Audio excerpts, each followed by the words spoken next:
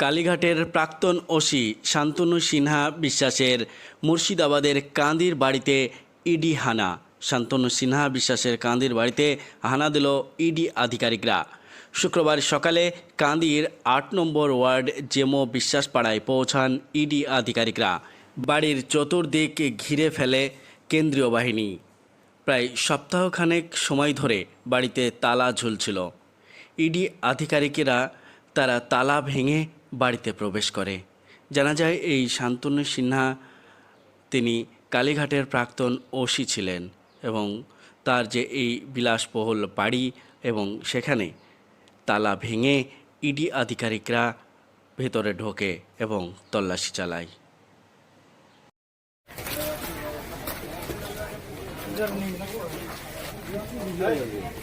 उधर आएगा